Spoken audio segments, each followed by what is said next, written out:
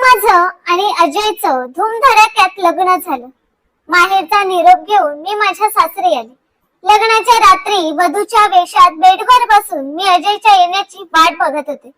मी लग्नाआधी अजयला कधीच भेटले नव्हते, पण अजय बद्दल माझ्या नणंद वर्षाने मला आधीच सांगितलं होतं की तो खूप प्रेमळ स्वभावाचा व्यक्ती आहे आणि माझा फोटो बघता क्षणी तो माझ्या सौंदर्याने वेडावला आहे. परंतु माझ्या नंदेची ही गोष्ट ऐकून मी खुश होण्याऐवजी थोडी घाबरले होते, कारण मी त्या मुलींपैकी अजिबातच नव्हते की ज्यांना आयुष्यात फक्त रोमॅन्सच हवा असतो. खरं तर मला एक सामान्य आयुष्य जगायला आवडायचं.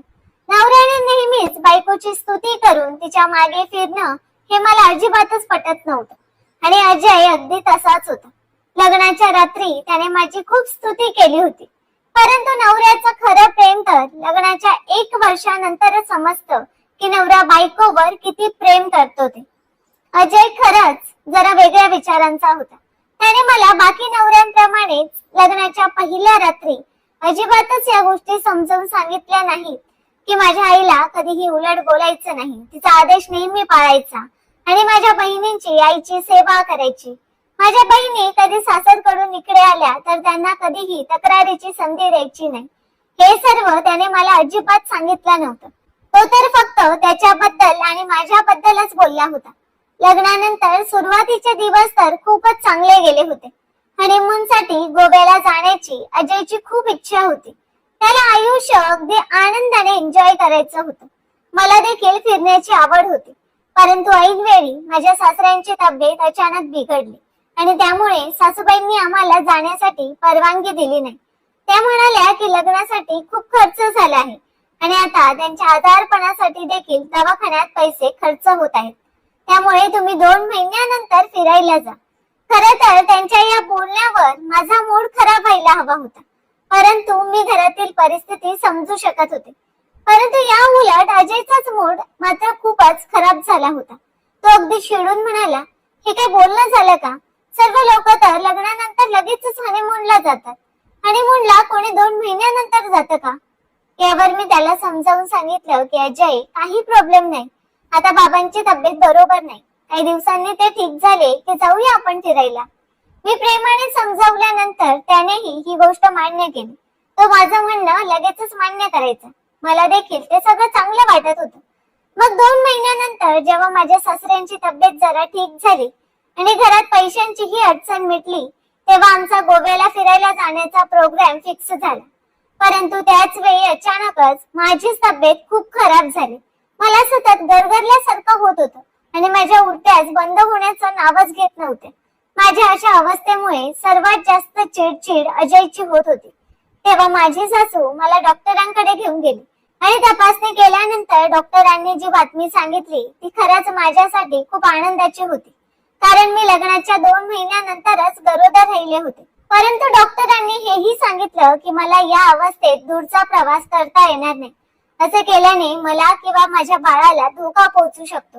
डॉक्टरांनी सांगितलं की पहिलीच प्रेग्नन्सी आहे, त्यामुळे काळजी घेणं खूप गरजेचं आहे. जर पहिल्याच प्रेग्नन्सी मध्ये काही प्रॉब्लेम आले तर नेहमीच प्रॉब्लेम येत राहते. डॉक्टरांचे बोलणे ऐकून मी खूप घाबरले होते. त्यामुळे मी घरात स्पष्टपणे सांगितलं की मला बाहेर कुठेही फिरायला जायचं नाहीये. माझ्या सासू सासऱ्यांना सुद्धा हेच योग्य वाटलं होतं. परंतु जेव्हा ही बातमी अजयला कळली तेव्हा त्याने तर घरात अक्षरशः खूप गोंधळ घातला. तो म्हणाला की इतक्या लवकर हे सर्व कसं काय शक्य आहे? अजयचं हे बोलणं ऐकून माझा श्वासच थांबला होता. त्याच्या या बोलण्यावरून तो मला स्पष्टपणे चारित्र्यहीन असे समजत होता. परंतु त्याच्या पुढच्या बोलण्याने मला थोडा दिलासा मिळाला. तो पुढे म्हणाला की काही लोक असतात जे त्यांच्या लग्नानंतरचे आयुष्य 2-3 वर्ष एन्जॉय करतात आणि इथे आपण आहोत की इतक्या लवकर मुलाबाळांचा विचार करतोय. हे सगळं काही महिन्यानंतर होणे शक्य नव्हतं का? यावर मी उत्तर दिलं की अजय, या सर्वांमध्ये माझा एकटीचाच दोष आहे का? त्यावर तो म्हणाला की हे बघ मनस्वी, या गोष्टीचा इतका मोठा तमाशा बनवण्याची काही गरज नाही. आपण आत्ताच अबॉर्शन करून घेऊया. मुलं काय आपण काही महिन्यानंतरही जन्माला घालू शकतो. यावर मी म्हणाले, नाही अजय, हे पाप आहे. मी कोणत्याही परिस्थितीत माझ्या पोटात वाढणाऱ्या या निष्पाप जीवाला मारणार नाही. आई होणं हे तर खूप मोठं सौभाग्य आहे आणि मी एकटीच आई होणार नाहीये, तर तुम्ही ही बाप होणार आहात. माझ्या पोटात वाढणारे हे बाळ तुमचाच अंश आहे ना. यावर अजय म्हणाला, प्रेग्नन्सी मध्ये सुद्धा बायका सर्व काही करतात, फिरायला जातात, एन्जॉय करतात, मग तुलाच का अडचण आहे.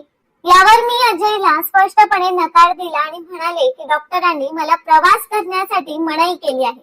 जेव्हा आपला मूल या जगात येईल तेव्हा आपण फिरायला जाऊ. माझ्या या बोलण्यावर अजय खूप रागावला होता. त्याला इतक्या लवकर ही जबाबदारी नको होती. दुसऱ्या सकाळी माझ्या सासू सासऱ्यांनी देखील अजयला सांगितलं की अशा अवस्थेत प्रवास करण्याची काहीही गरज नाही. मला माझ्या सासू सासऱ्यांचं म्हणणं अगदी व्यवस्थित समजलं होतं. ते जे काही बोलत होते ते माझ्यासाठी आणि माझ्या होणाऱ्या बाळासाठी अगदी योग्य होतं. ते माझ्या चांगल्याचाच विचार करत होते. परंतु अजयला या गोष्टीचं काहीच घेणं देणं नव्हतं.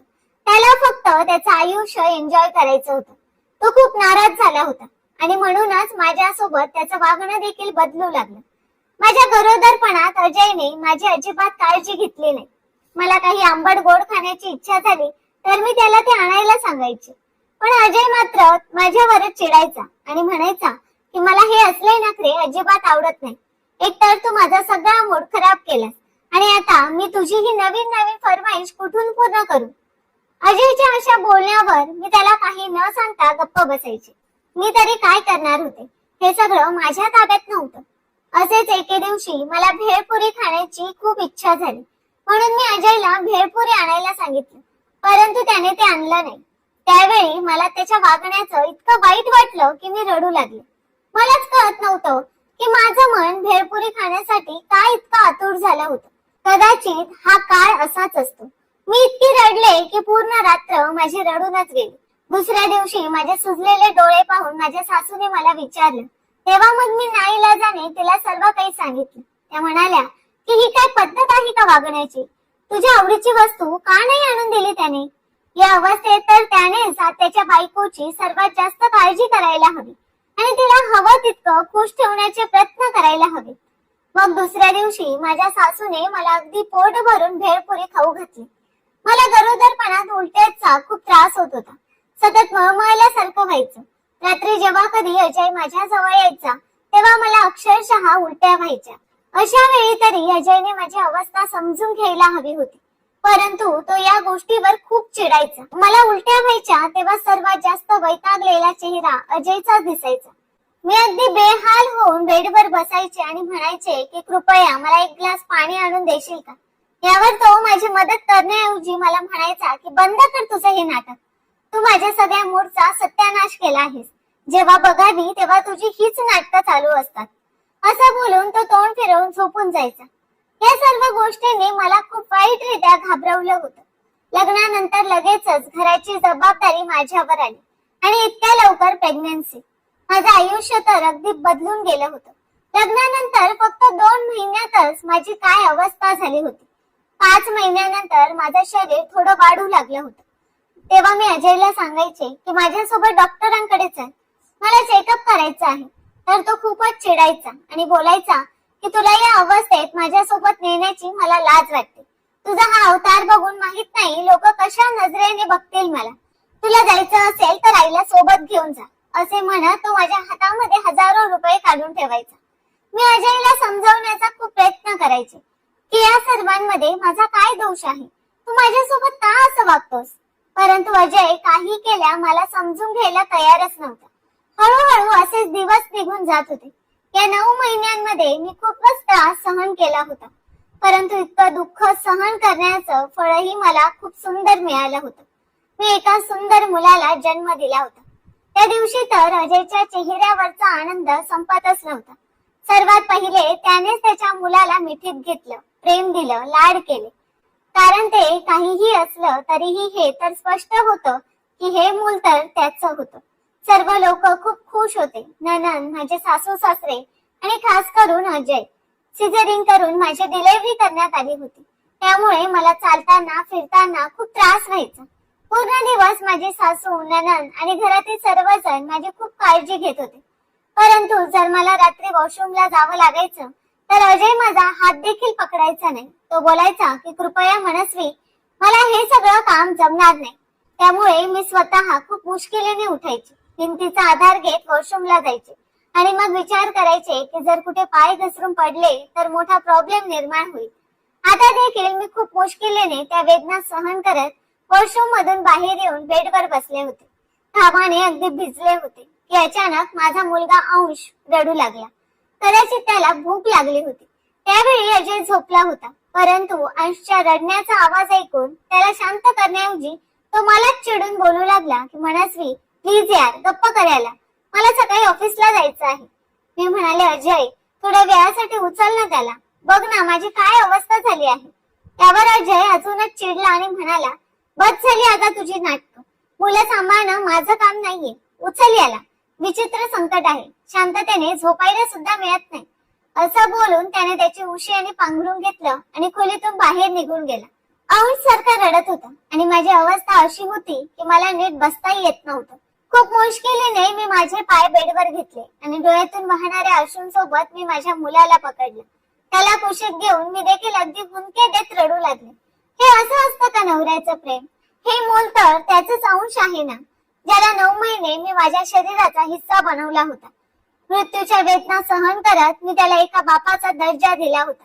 मग त्याचं इतकं देखील कर्तव्य नव्हतं का की निदान माझ्या या अवस्थेवर तरी दया दाखवून त्याने माझी मदत करावी. डिलिव्हरी नंतरचा तो 1 महिना मी कसा घालवला हे फक्त मलाच माहित. नक्कीच माझी सासू खूप चांगली होती, परंतु काही दिवसानंतर तिने देखील मला सांगितलं की थोडं थोडं तू देखील किचन मध्ये जात जा. अजयला तुझ्या हातचं जेवण्याची सवय आहे, मी नाश्ता बनवून देते तर नुसती खोडी काढतो. जसं मी 1 महिन्यानंतर आंघोळ केली, देवपूजा केली, तसा अजयचा संयम देखील संपला होता. ना त्याला माझी जाणीव होती आणि नाही त्या छोट्या मुलाची. त्या दिवशी अंशची तब्येत जरा खराब होती. तो सारखा झोपेतून उठायचा आणि रडायचा. खूप मुश्किलीने मी त्याला रात्री झोपवलं होतं. अंशला झोपवताना रात्रीचे 2 वाजले होते. मी स्वतः देखील झोपेमुळे अगदी बेहाल झाले होते. जसा अंश झोपला तशी मी झोपण्यासाठी बेडवर आडवी झाली. त्यावेळेला अजय माझ्या जवळ आला. माझ्या डोळ्यात खूपच झोप होती. मी म्हणाले अजय प्लीज मला झोपू दे. तेव्हा तो बोलू लागला की आज तोंडातून शब्द देखील काढू नकोस. गेल्या किती दिवसांपासून फक्त तुझं तोंड पाहतोय. खबरदार जर आज मला जरा देखील नखरा दाखवण्याचा प्रयत्न केला असता. त्या रात्री अजयने त्याला जे पाहिजे होतं ते केलं. आता झोपून मला फक्त 1च तास झाला होता की अंश उठून रडू लागला. त्याचा आवाज ऐकून मला देखील उठावंच लागलं. आता माझं मन मला प्रश्न विचारू लागलं की सगळे त्या काय फक्त बाईनेच करायचे का? 5 वाजता अंशचं रडणं सुरू झालं ते सकाळी 8 पर्यंत तो फक्त रडतच होता. मी त्याला घेऊन रूम मध्ये फक्त फेऱ्या मारत होते. तेव्हा कुठे तो झोपला आणि माझी अशी अवस्था होती की मी आता चक्कर येऊन खालीच पडेल. अंशला बेडवर झोपवून मी खोलीतून बाहेर आले, कारण सासूने रात्रीच सांगितलं होतं की उद्यापासून घर तू सांभाळायचं. त्यामुळे मी सासू सासऱ्यांना नाश्ता बनवून दिला आणि मग अजयच्या नाश्त्याची आणि टिफिनची तयारी करू लागले. अंशला सांभाळण्यात आणि घराच्या कामांमध्ये संपूर्ण दिवस कसा जायचा हे माझे मलाच कळायचं नाही. रात्री जेव्हा अंश झोपायचा तेव्हा अजय त्याची शारीरिक भूक भागवण्यासाठी उठायचा. कितीतरी वेळा मी त्याला सांगितलं होतं की अजय माझं ऑपरेशन झालंय याची तरी जरा जाणीव ठेव, परंतु कदाचित अजय असा व्यक्ती होता ज्याला या सर्व गोष्टींशी काहीच घेणं देणं नव्हतं. माझ्याशी वाद घालत तो बोलायचा की मग माझी भूक कोण भागवणार? खरं सांगतोय, जर तू माझी इच्छा पूर्ण केली नाहीस तर मी दुसऱ्या कोणाकडे जाऊन माझी इच्छा पूर्ण करेन. हे सर्व ऐकून मी गप्प बसायचे. दिवस रात्र सगळ्या जबाबदाऱ्या सांभाळता मी अगदी थकून गेले होते. आता तर माझ्या चेहऱ्याची चमक देखील फिक्की पडू लागली होती. रात्रभर अंश मला जागवायचा आणि दिवसभर मला घरातल्या कामांपासून मोकळीक मिळत नव्हती. माझ्या डोळ्यांच्या खाली काही वर्तुळे होऊ लागली होती. यावर अजय मला समजून घेण्याऐवजी मला सारखं टोमणे मारू लागला. बोलायचा की तू एकाच मुलाला जन्माला घातलंस आणि त्यामध्येच तू तुझं वजन किती वाढवलं आहेस. काय आहे, थोडं कमी खात जा. तुला माहित आहे ना मला जाड्या मुलींचा किती तिरस्कार आहे. प्लीज स्वतःला जरा मेंटेन ठेवत जा. माहित नाही का, पण अजय खूपच चिडचिडा झाला होता. खरं तर घराची मुलाची सगळी जबाबदारी सांभाळून देखील मी अजय घरी येण्याच्या आधीच तयार नक्कीच व्हायचे. परंतु आजकाल तो माझ्यामध्ये काही ना काही कमीच काढत होता. असाच 1 वर्ष उलटून गेला. अंश आता थोडं चालू लागला, परंतु अजयचं वागणं आता खूपच बदललं होतं. तो नेहमीच ऑफिस मधून आल्यावर, जेवण झाल्यावर मित्रांसोबत चालू आहे, घरी यायला उशीर होईल असं सांगून निघायचा. मी कितीतरी वेळा अजयला सांगायचे की मला आणि अंशला बाहेर फिरायला घेऊन चल. तेव्हा तो म्हणायचा की जर तुम्हाला बाहेर जायचं असेल तर आई बाबांना सोबत घेऊन जा. माझ्याजवळ तुमच्यासाठी अजिबात वेळ नाही. तो अगदी तयार होऊन त्याच्या मित्रांसोबत निघून जायचा. रात्री उशिरा घरी यायचा. कधी कधी तर रात्रीचे 2 वाजेपर्यंत मी त्याची वाट बघायची. परंतु एकदा जेव्हा तो घरी आला तेव्हा त्याचे डोळे मला अगदी नशेने भरलेले दिसत होते. गाणं गुणगुणत तो घरामध्ये आला होता. मी त्यावेळी खूपच रागात होते. तो खोलीमध्ये येताच मी दरवाजा बंद केला आणि अजयला विचारले की हा सगळा काय तमाशा लावला आहेस तू? रोज रात्री तू उशिरा घरी येतोस. असे कोणते मित्र आहे तुझे जे रात्रभर बाहेर उन्हाळक्या करत असतात? त्यांच्या बायका त्यांना विचारत नाहीत का? माझा आवाज चढलेला बघून अजयला सुद्धा राग आला आणि तो म्हणाला, काय म्हणायचं काय आहे तुला? पूर्ण वेळ मी तुझ्या जवळ बसून राहायला हवं का? आता मला कुठे येण्या जाण्यासाठीही तुझी परवानगी घ्यावी लागेल का? मी म्हणाले, अजय, प्रत्येक गोष्टीची एक सीमा असते. वेळ घालवण्यासाठी फक्त मित्रच तुमच्या आयुष्यात राहिले आहेत का? माझं देखील मन करतं की तुम्ही माझ्यासोबत बोलावं, मला आणि अंशला कुठे बाहेर घेऊन जावं. माझं बोलणं ऐकून तो बोलू लागला की माझ्यासाठी तुझ्याजवळ वेळ तरी कुठे असतो? बघावं तेव्हा फक्त अंश अंश करत राहतेस. मी तर अजयचं ते बोलणं ऐकून अगदीच हैराण झाले. मी म्हणाले, अजय, तुम्ही तुमच्या मुलावरच जळताय? यावर अजय म्हणाला, गप्पा बस मनस्वी, मी का माझ्या मुलावर जळणार? माझं काम खूप वाढलं आहे. ऑफिस वरून थकून घरी येतो आणि मला थोडं रिलॅक्स व्हायचं असतं. त्यामुळेच मित्रांसोबत जाऊन बसतो. आता तुला हे देखील सहन होत नाही का? असं बोलून तो त्याचे कपडे बदलून झोपून गेला. दुसऱ्या दिवशी जेव्हा मी त्याचे कपडे धुवत होते तेव्हा त्याच्या त्या शर्टाच्या मागच्या बाजूला डाग पाहून माझ्या डोक्यावर आभाळच कोसळले. त्याच्यात त्या शर्टवर लिपस्टिकचे डाग अगदी व्यवस्थित ओळखून येत होते. मी तो शर्ट तसाच ठेवून दिला. पूर्ण दिवस माझ्या डोक्यामध्ये खूपच राग होता. मला आठवू लागलं की अजय आता नेहमीच खोलीत बसून अगदी हसून फोनवर गप्पा गोष्टी करायचा. जेव्हा कधी मी खोलीत अंशला झोपायला यायचे तेव्हा तो लगेच फोन ठेवून द्यायचा. बोलायचा की नंतर तुझ्यासोबत बोलेल. जेव्हा मी विचारायचे की कोणाचा फोन आहे तेव्हा अगदी गोंधळून जायचा. बोलायचा की मित्राचा फोन आहे आणि मग तो विषय बदलण्याचा प्रयत्न करायचा. मग रात्री अजय जेव्हा ऑफिस मधून घरी आला तेव्हा जेवण झाल्यानंतर मला बोलू लागला की मी मित्रांसोबत जात आहे, रात्री उशिरा येईल. मी म्हणाले की आज तुम्ही कुठेही जाणार नाही. तेव्हा तो बोलू लागला की झाली का तुझी नाटकं सुरू? तेव्हा मी कपाटातून त्याचा शर्ट बाहेर काढला आणि त्याच्या अंगावर फेकून दिला. माझ्या या वागण्यावर तो बोलू लागला की हा काय उद्धटपणा लावलायस? तो रागाने मला पाहत होता. मी तो शर्ट पकडला आणि त्याच्यावरचा लिपस्टिकचा डाग त्याला दाखवला. जशी त्याची नजर लिपस्टिकच्या निशाण्यावर गेली त्याच्या चेहऱ्यावरचा रंगच उडाला. मी म्हणाले, मग हा आहे का तुमचा तो मित्र ज्याला तुम्ही रोज भेटायला जातात? अजय, खरं सांगा, कोण आहे ही मुलगी? माझ्या या प्रश्नावर तो माझ्यापासून नजर चोरू लागला. तेव्हा माझा आवाज थोडा वाढला. मी म्हणाले, मी तुम्हाला विचारते अजय, कोण आहे ही मुलगी जी तुमच्या इतक्या जवळ आहे? अजयला प्रश्न करता करता इच्छा नसतानाही माझ्या डोळ्यातून अश्रू वाहू लागले. मी म्हणाले, अजय, काय कमी राहिली होती माझ्या प्रेमामध्ये ज्याची तुम्ही मला इतकी मोठी शिक्षा दिली? माझ्या त्या बोलण्यावर तो हसला आणि बोलू लागला की प्रेम? कोणतं प्रेम केलंस तू माझ्यावर? तुझ्याजवळ तर तुम्हाला येऊ देत नव्हतीस. लग्नाच्या 2 महिन्यानंतर लगेचच तुला मूल जन्माला घालण्याची हौस आली होती. मी तेव्हाही तुला सांगितलं होतं की मला आयुष्य एन्जॉय करायचं आहे. आपण शांतपणे अबॉर्शन करून घेऊया. कोणालाही काही समजलं नसतं. मुलाचं काय आहे, 3-4 महिन्यानंतर पुन्हा झालं असतं. परंतु तू माझं ऐकून घेतलं नाहीस. त्यावेळी तुझ्यातली ममता जागृत झाली होती. मुलाला मारणं तू पाप समजत होतीस. मनस्वी, जर तुझं माझ्यावर प्रेम असलं असतं ना तर तू माझं बोलणं ऐकलं असतं. माझं मूल होतं ना ते, मग आपण पुन्हा त्याला जन्माला घालू शकलो असतो. परंतु तुला माझी बायको बनण्यापेक्षा आई होण्याची जास्त हौस होती. मग त्याने माझा हात पकडला आणि मला आरशासमोर घेऊन गेला आणि म्हणाला, बघ स्वतःकडे, तुझा हा अवतार बघ. तुझ्या कपड्यांमधून सुगंधापेक्षा किचन मधल्या कांदा लसूणाचा वास जास्त येतोय. रात्री तुझ्या जवळ यावं तर तुला अंश उठेल याची काळजी सतावते. सकाळी लवकर उठून आई बाबांना नाश्ता देण्याची काळजी सतावत असते. सगळ्यांची काळजी आहे तुला मनस्वी, फक्त माझी नाही. आणि आज जर मी थोडं मन बाहेर रमवलं तर तू मला प्रश्न विचारतेस. अजयचं हे बोलणं ऐकून मी तर हैराण झाले. मी म्हणाले, अजय, हे घर कोणाचं आहे? मी कोणाच्या घराची काळजी घेत आहे? कोणाच्या आई वडिलांना सकाळी नाश्ता देण्याची काळजी मला सतावत असते. कोणाच्या मुलाला जन्माला घातल्यामुळे आणि सांभाळल्यामुळे माझी ही अवस्था झाली आहे. मी रडू लागले. मी त्याची कॉलर पकडली आणि जोर जोरात हलवत म्हणाले की या घरात माझी काय किंमत आहे? कामवाली आहे मी, तुझी की तुझ्या आई वडिलांची की तुझ्या बहिणींची? जेव्हा त्या येतात तेव्हा पूर्ण टेबल मी सजवून ठेवते. अंश फक्त माझाच मुलगा आहे का?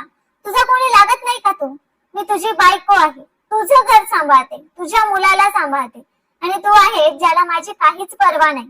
अजय, मी त्या महिलांपैकी अजिबातच नाही जी नवऱ्याच्या या असल्या अय्याशी सोबत तडजोड करून त्याच्या सोबत राहून आयुष्याचा गाडा चालवतात.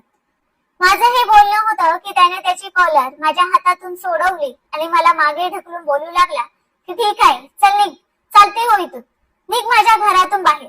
तुला जर इथे राहायचं असेल तर असंच राहावं लागेल माझ्या या अशाच अय्याशी सोबत, कारण मी आता रियाला कधीही सोडू शकत नाही. मी तर अजयचं ते बोलणं ऐकून चक्रावून गेले. मी म्हणाले, ठीक आहे. मी कपाटातून माझे कपडे काढले आणि बॅग मध्ये माझे कपडे भरायला सुरुवात केली. हे पाहून अजय खूप रागाने माझ्या जवळ आला आणि माझ्या हाताला पकडून बोलू लागला की विचार करून या घरातून बाहेर पाऊल ठेव मनस्वी. जर तू गेलीस तर तुझी जागा रिया घे, मी तिच्या सोबत लग्न करेन. असं बोलून तो खोलीतून बाहेर निघून गेला. हे ऐकून मी तर पुढचा श्वासच घ्यायचं विसरले. आमच्या त्या आवाजाने अंश उठून रडू लागला, परंतु मी त्याला शांत केलं नाही. मी स्वतः देखील अगदी हुंदके देत रडू लागले. आम्हा दोघांच्या रडण्याचा आवाज ऐकून माझे सासू सासरे तर खोलीत आले आणि विचारू लागले की काय झालं तुला, का रडतेस बेटा? आणि अंशला बघ, त्याची रडून रडून काय अवस्था झाली आहे, त्याला का घेत नाहीस? मी म्हणाले, तुमच्या मुलाने माझं आयुष्य बर्बाद केलं आहे, काय बिघडवलं होतं मी त्याचं? तेव्हा सासू मला विचारू लागली की असं काय केलं आहे अजयने? मी उत्तर दिलं की मी असताना तो दुसऱ्या बायकांकडे जातो. हे ऐकताच माझ्या सासू सासऱ्यांना खूप राग आला. त्याने अजयला फोन करून त्याच वेळेला घरी बोलावलं. ही गोष्ट आता माझ्या सासू सासऱ्यांना दोघांनाही समजली होती, परंतु अजय तर इतका निर्लज्ज निघाला की तो मला बोलू लागला की तू माझ्या घरातल्यांना सांगून चांगलं नाही केलंच मनस्वी. हे सगळं आपल्या दोघांपुरताच मर्यादित होतं. जर तू हे सगळं आपल्यातच ठेवलं असतंस तर बरं झालं असतं. अजय रागात येऊन मला घटस्फोट देण्याबद्दल बोलू लागला. तो म्हणाला, मनस्वी, मी तुला घटस्फोट देण्याचा निर्णय घेतला आहे. हे ऐकून माझ्या सासऱ्याने अजयच्या एक जोरदार थोबाडीत मारली आणि म्हणाले की हा काय उद्धटपणा आहे? तू आता जराशा गोष्टीवर बायकोला घटस्फोट देणार आहेस का? खबरदार, जर एक शब्द देखील आता तोंडातून काढला असता. त्यावेळी माझे सासू सासरे खूप काही समजवत होते, पण मला तर सगळं काही संपून गेल्यासारखं वाटत होतं. मी त्या अवस्थेत घरातून बाहेर निघाले.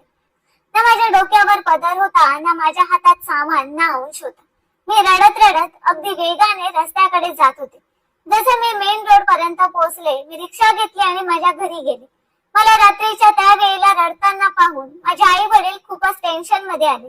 माझा भाऊ मला कारण विचारू लागला. तेव्हा मी माझ्या दादाला मिठी मारून अगदी हुंदके देत रडू लागले. मी म्हणाले, दादा, अजयने मला घटस्फोट देण्याचा निर्णय घेतला आहे. हे ऐकून तर माझ्या घरातल्यांवर एक मोठं आभाळच कोसळलं होतं. त्यावेळी अजय सोबत माझ्या भावाने खूप भांडण केलं होतं. अजय बोलू लागला की मी फक्त घटस्फोट देण्याचा निर्णय घेतला आहे. जर तुझ्या बहिणीला तिचा संसार टिकवायचा असेल तर तिला सांग की गपगुमानं घरी परत ये, नाहीतर मी सरळ घटस्फोटाचे पेपर पाठवेन. यावर माझा भाऊ बोलू लागला की माझी बहीण माझ्यावर ओझं नाही.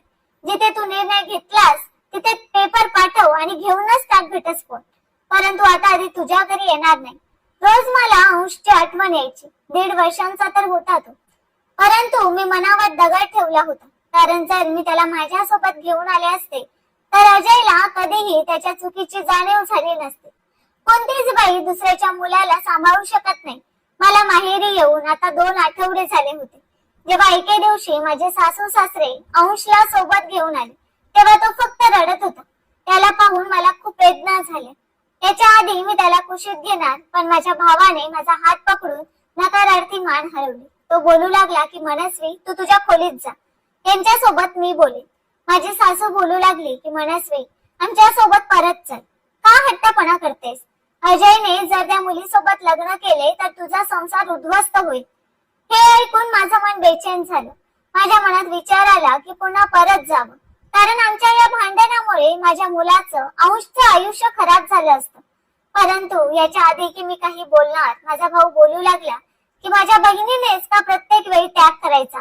जर अजय लग्न करू शकतो तर मनस्वीचं देखील दुसरं लग्न होऊ शकतं. तुमच्या मुलाला सांगा की घटस्फोटाचे पेपर पाठव. माझ्या बहिणीला मी त्याच्याच नावावर बसवून ठेवणार नाही. तेव्हा माझी सासू रडू लागली आणि म्हणाली की मनस्वी, निदान अंशचा तरी विचार कर. आईच तर मुलासाठी त्याग करते. पुरुष तर हे असे शोक करतातच, परंतु वेळेनुसार सुधारतातही. यावर माझा भाऊ बोलू लागला की माफ करा आई, परंतु आपल्या समाजात तुमच्यासारख्या आईच्या या संस्कारामुळेच मुलं बायको असून देखील बाहेरच्या बायकांचे नान ठेवतात. कारण त्यांच्यावर संस्कार तुमच्यासारखे आई करतात की पुरुष आहे तर असे काम शोक म्हणून केले तर यात काही वाईट नाही. संयम फक्त बाईनेच ठेवायचा असं काही कुठे लिहिलेलं नाही. जा तुम्ही इथून. माझे सासू सासरे परत निघून गेले. स्वतःच्या मुलाशिवाय माझं आयुष्य देखील खूप उदास झालं होतं. परंतु माझा भाऊ मला बोलू लागला की जरा संयमाने आणि धीराने काम घे. जर तू अशीच निघून गेलीस तर अजय एकाऐवजी 10 बायांसोबत संबंध निर्माण करेल, कारण त्याला वाटेल की तुझ्याजवळ दुसरा कोणताही पर्याय नाही. मग एका महिन्यानंतर अजय मला स्वतः घ्यायला आला होता. योगायोग असा होता की दरवाजा देखील मीच उघडला होता. त्याच्या चेहऱ्यावरची दाढी वाढलेली होती, डोळे खोल गेले होते. मला पाहताच त्याला स्वतःची लाज वाटली. त्याला पाहून मी दरवाजा बंद करण्याचा प्रयत्न केला. तेव्हा त्याने दारावर हात ठेवून दरवाजा बंद होण्यापासून अडवला आणि म्हणाला की मनस्वी, देवासाठी फक्त माझं एकदा बोलणं ऐक. मी मागच्या 15 दिवसांपासून तुझ्यासोबत बोलण्याचा प्रयत्न करत होतो, परंतु तुझा भाऊ. दरवाजा उघड मनस्वी, मला तुझ्याशी बोलायचं आहे. दरवाजाला धक्का मारून तो घरात आला. गोंधळाच्या आवाजाने माझा भाऊ आणि माझे आई वडील त्यांच्या खोलीतून बाहेर आले. दरवाजावर अजयला पाहून माझ्या भावाला राग आला आणि तो बोलू लागला की तू इथे काय करायला आला आहेस. यावर अजय बोलू लागला की मी माझ्या बायकोला घ्यायला आलो आहे. हे ऐकून माझ्या भावाला खूपच राग आला. तो म्हणाला, कोणत्या बायकोला घ्यायला आला आहेस? तिला जिला घटस्फोट देण्याचा निर्णय घेऊन तू घरातून हाकलून लावलंस. यावर अजय बोलू लागला की फक्त निर्णय घेतला होता आणि त्याची देखील काही कारण आहेत माझ्याजवळ. मला मनस्वीच्या सोबत बोलायचं आहे. मी तिच्याशी बोलल्याशिवाय इथून जाणार नाही. माझा भाऊ मला म्हणाला की मनस्वी, तू खोलीत जा. मी खोलीत जाणारच होते, परंतु अजयचे पुढचे बोलणे ऐकून माझे पाऊल तिथेच थांबले. तो म्हणाला की मनस्वी, अंश खूप आजारी आहे का? त्याला दवाखान्यात ऍडमिट केलं आहे. माझं मूल मरून जाईल. देवासाठी माझ्या सोबत चल. हे ऐकताच मी अगदी वेदनेने कळवळले. मी विचारलं की काय झालं माझ्या मुलाला. अजयच्या डोळ्यातून अश्रू वाहत होते. तो बोलू लागला की जेव्हापासून तू गेली आहेस त्याचा ताप उतरतच नाही. खूपच अशक्त झाला आहे तो. मी लगेच त्याच्या सोबत गेले. 5 दिवस मी माझ्या मुलासोबत दवाखान्यात राहिले. मला पाहताच त्याच्या चेहऱ्यावर हसू आलं होतं. आता त्याची तब्येत खूपच सुधारली होती. त्याला दवाखान्यातून डिस्चार्ज मिळाला. तेव्हा अजय मला आणि अंशला घरी घेऊन गेला. माझे सासू सासरे देखील खुश झाले होते. रात्री अंश झोपल्यानंतर अजय माझ्या जवळ येऊन हात जोडून माफी मागू लागला. तो बोलू लागला की मनस्वी, मला माफ कर. मला समजलं आहे की बायको ही बायकोच असते. प्रत्येक दुसऱ्या पुरुषासोबत मैत्री करणाऱ्या बायका कधीच घर संसार सांभाळू शकत नाहीत. त्यांना फक्त पैसा आणि अय्याशी पाहिजे असते. मी तुला वचन देतो की यापुढे मी तुझा विश्वास कधीही तोडणार नाही. मी म्हणाले की मी फक्त माझ्या मुलासाठी परत आले आहे, तुमच्यासाठी नाही. माझं बोलणं ऐकून तो बेचैन झाला. तो म्हणाला की मला माहित आहे तू माझ्यावर खूप नाराज आहेस आणि तुला नाराज व्हायलाही पाहिजे, परंतु मनस्वी, आता मला माझी चूक समजली आहे. आता तरी मला माफ कर. काहीही असलं तरी माझ्या मनात त्याच्याबद्दल आधीसारखं प्रेम राहिलं नव्हतं. तो आता माझ्या आधीपेक्षा जास्त काळजी घेत होता, परंतु त्या बदल्यात मी त्याला ते प्रेम देऊ शकत नव्हते ज्याची त्याला माझ्याकडून अपेक्षा होती. नवरा बायकोचं नातं खूप नाजूक असतं, एखाद्या काचे समान.